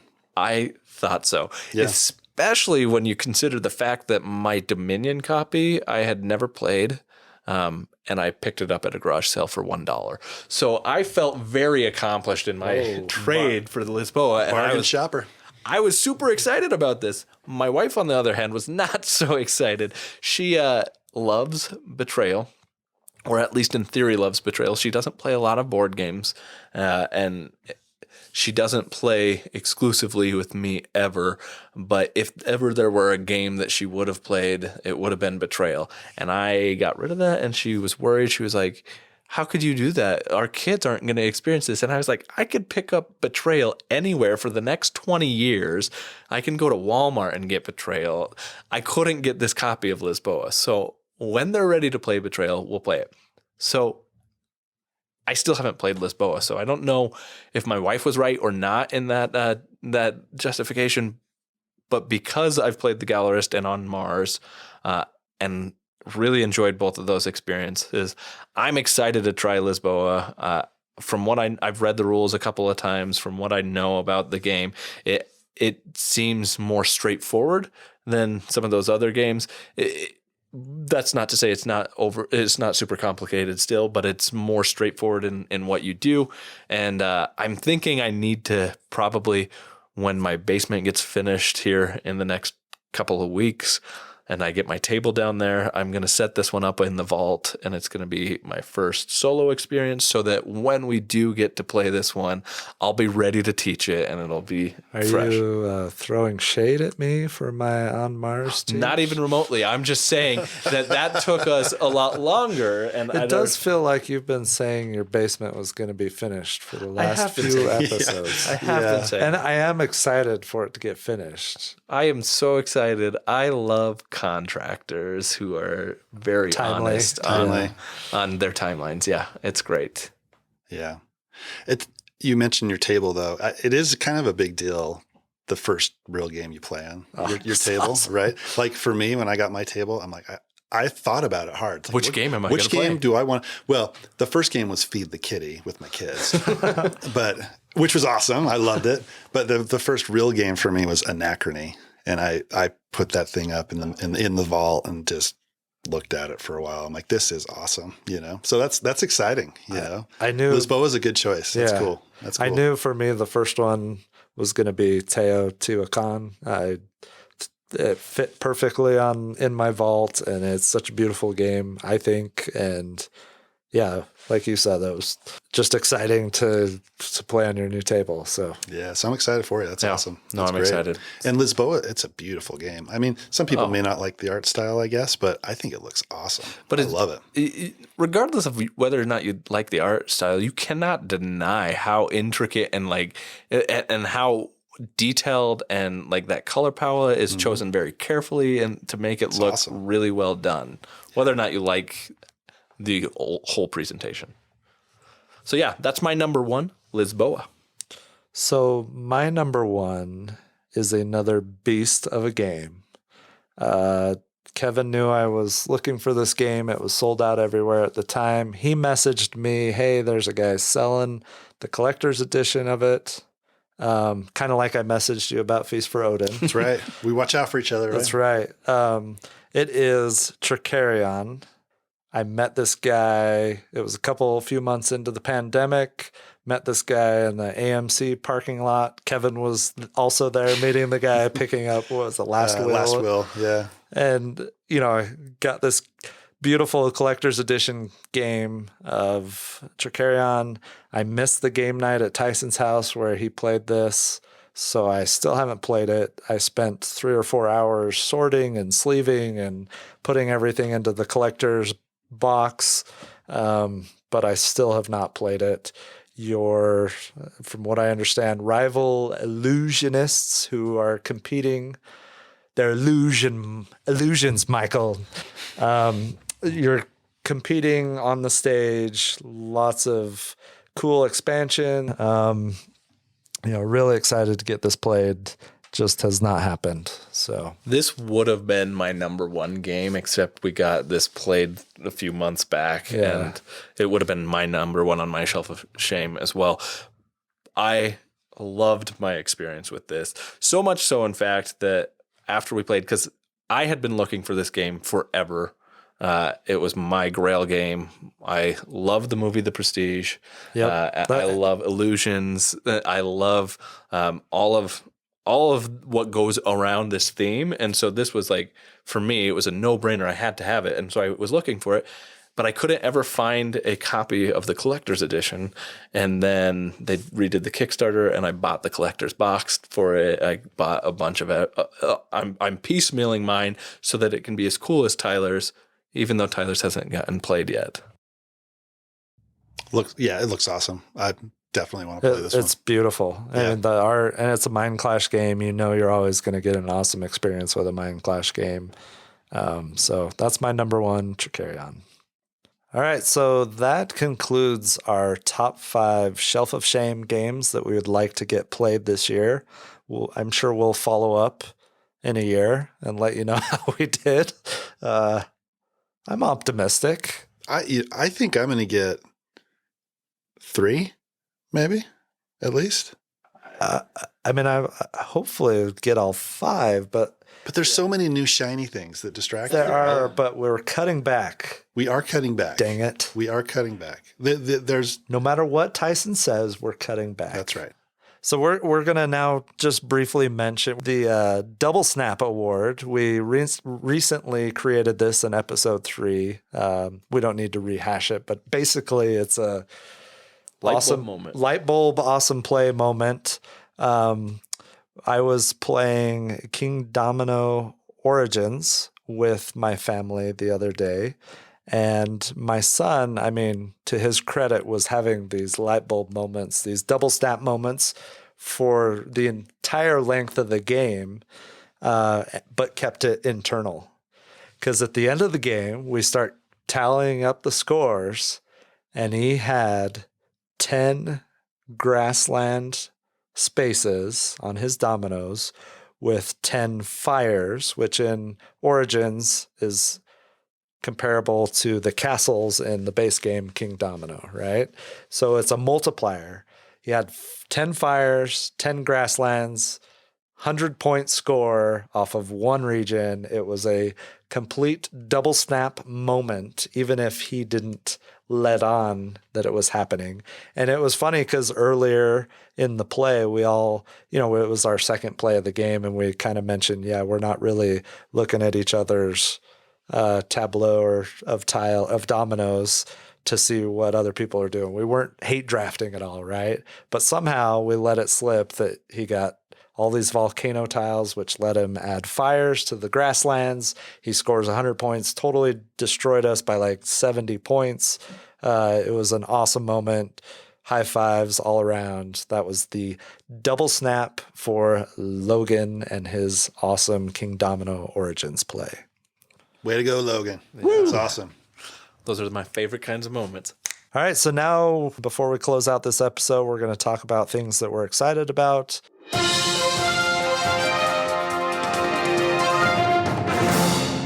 Kevin, would you like to go first? Yeah. The first one I want to talk about is a game called Barrage.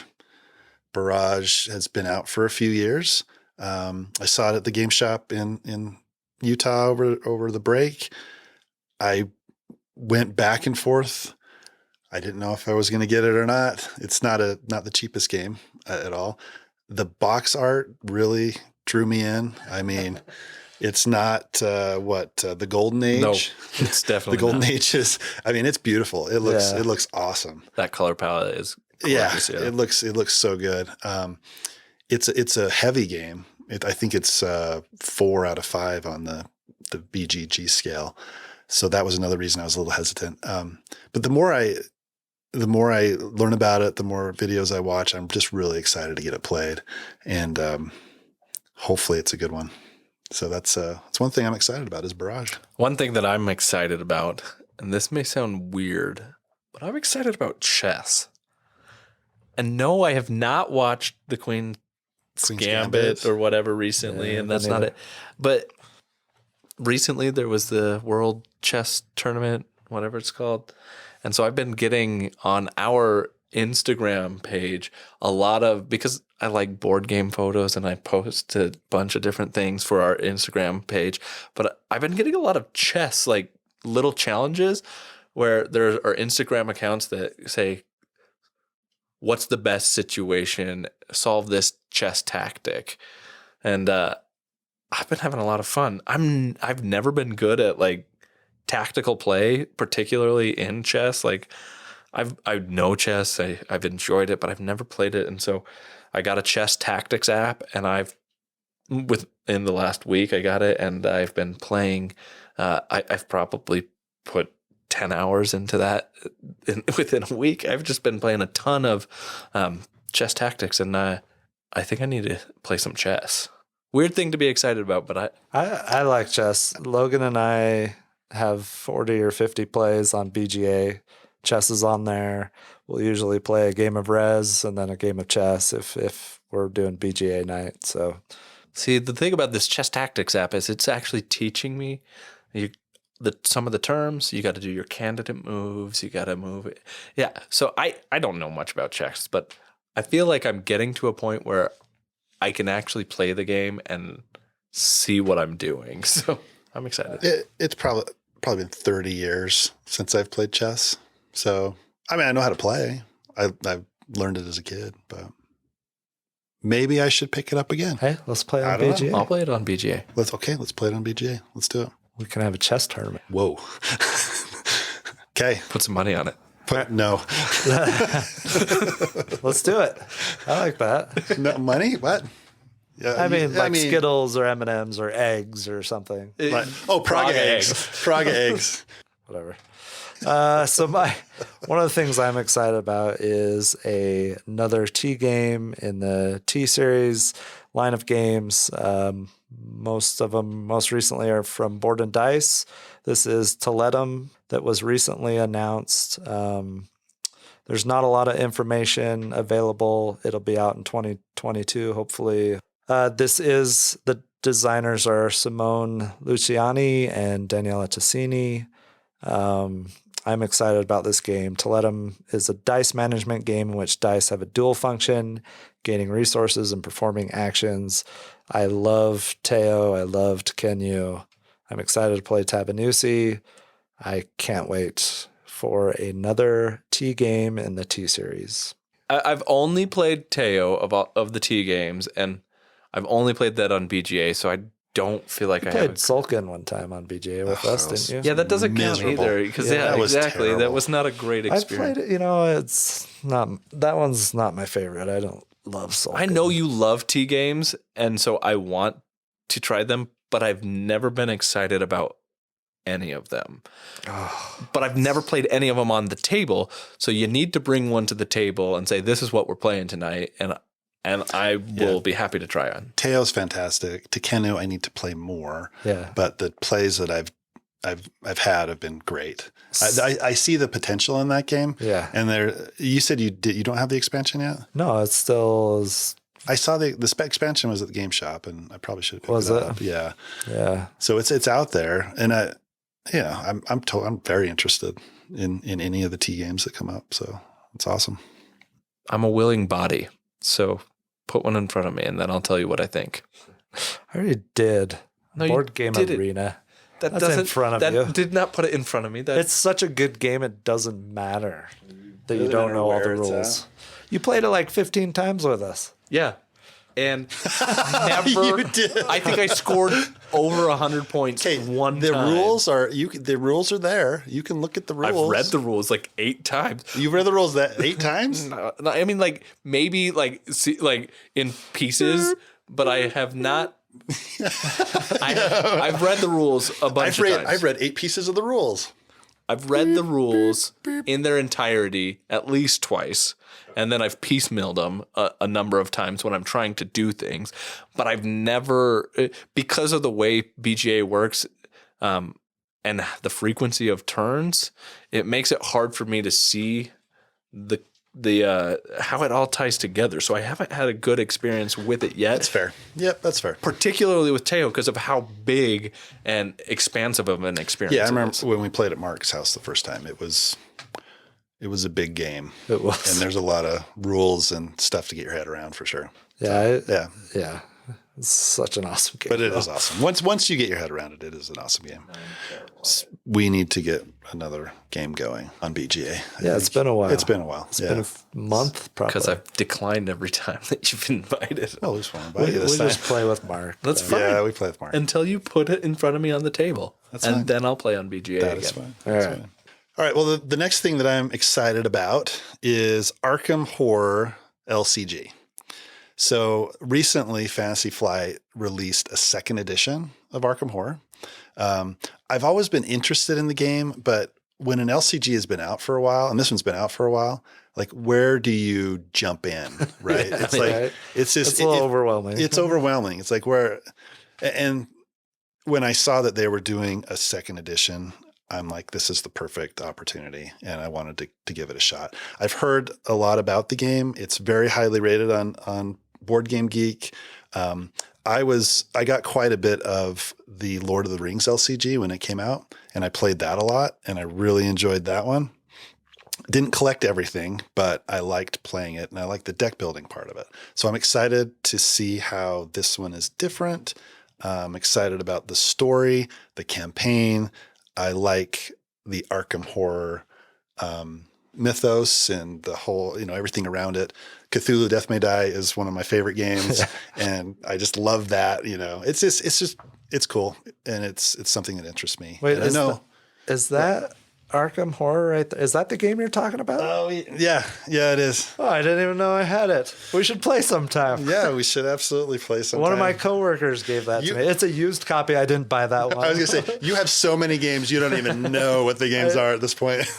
I also have the Final Hour one, but I haven't played that yet either. I also have the first edition. Sorry, wasn't trying to throw you off. No.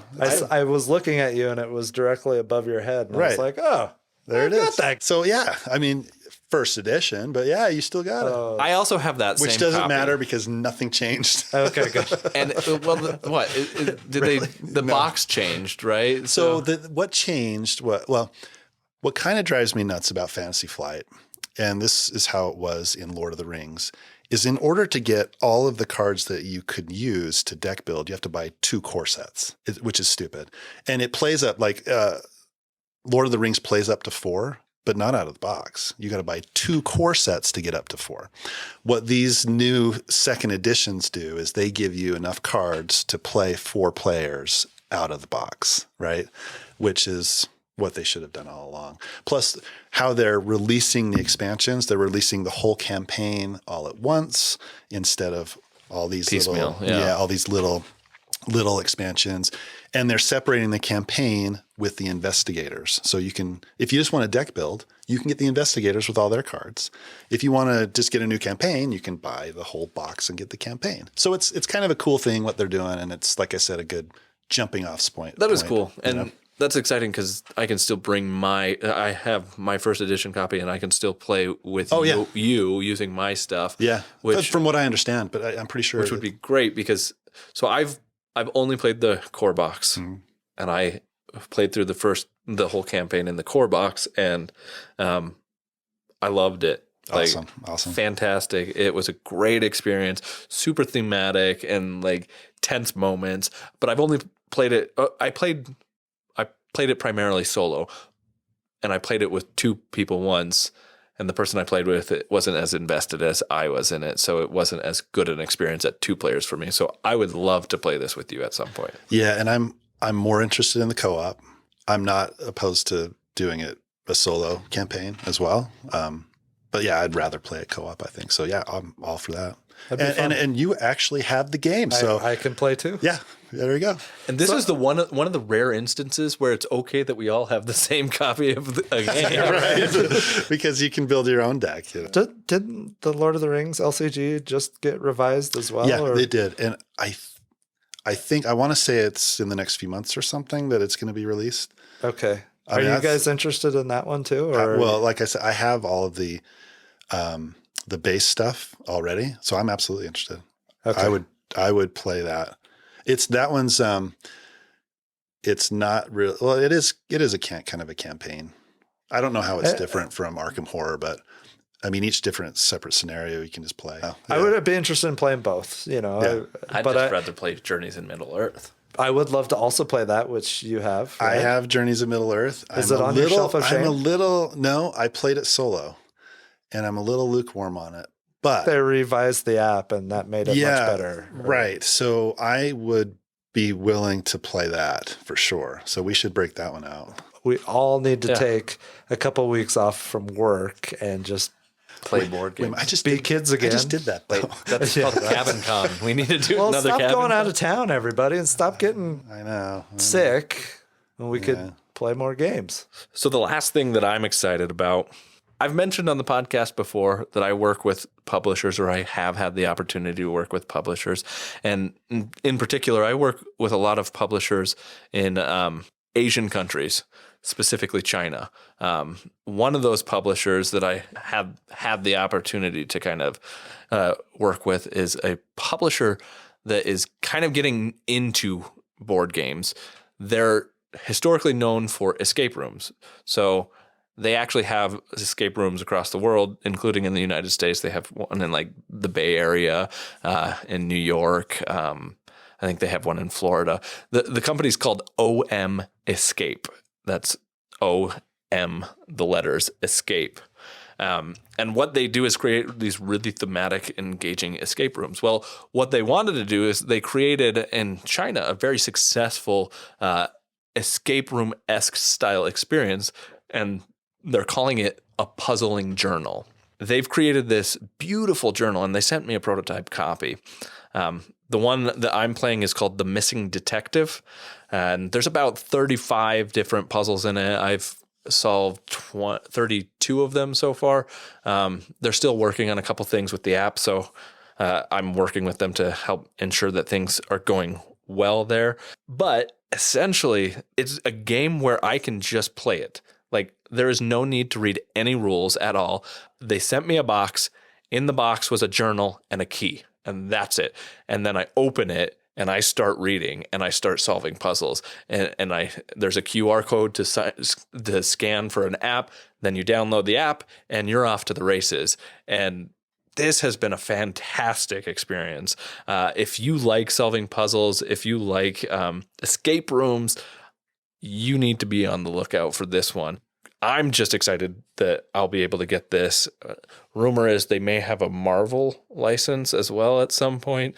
So I'm excited to see what this company does with these puzzling journals. That's cool. This sounds awesome.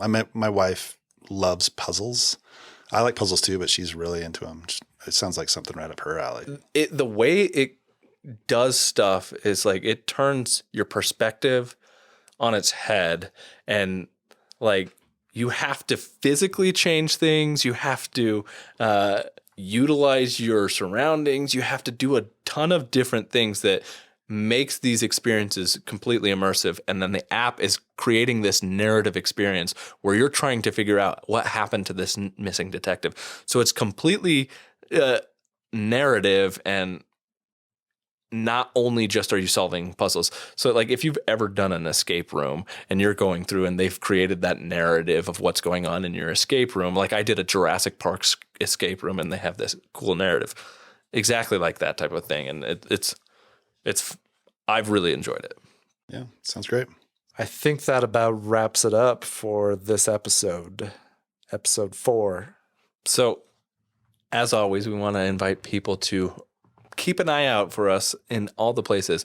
We started doing a Board Game Geek blog, as Kevin mentioned earlier, that we're adding additional content from our individual perspectives on topics that we've talked about, as if you don't hear enough from us already in the length of time we put into this podcast.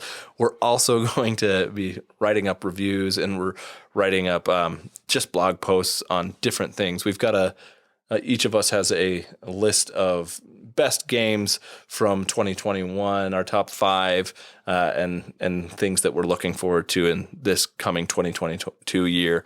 So check us out on BGG, the Longest Turn blog. Also, don't forget to check us out at our guild. We have more than one member now. So it's really exciting. More than one member that's not us. That's not us, exactly. Right. Yeah. Exactly. Because we're members. I think we're at 5. We're at 5 members. So we're steadily growing in our guild. Guild 3947. Steadily growing. I mean, we're keeping pace with our episodes, 1 per episode, right? That's true. I mean, if some of our blog readers would join, and Yeah. I mean, we helpful. would love to interact more with people that are listening to the podcast. So, yeah, join the guild, and So you can also check us out on Instagram and Facebook. We've got social media accounts there posting pictures of our plays. In addition, we all have BGA accounts, and I'm always looking for more people to play with. So if you want that, reach out to us, and we'd be happy to play a game on BGA. We'd love to interact with you more. And until next time, Thank you for joining us. Have a happy, great, and amazing 2022. Thanks for listening, everybody. so long. Dag. See ya. Bye. Hey, Bill. Keep it So a game that I've recently become heavily invested in, speaking of being... Nope, we're starting that. Didn't Jurassic Park come out when you were like 4 or 5? I didn't know what your joke was. Hey, like, What the heck are you doing?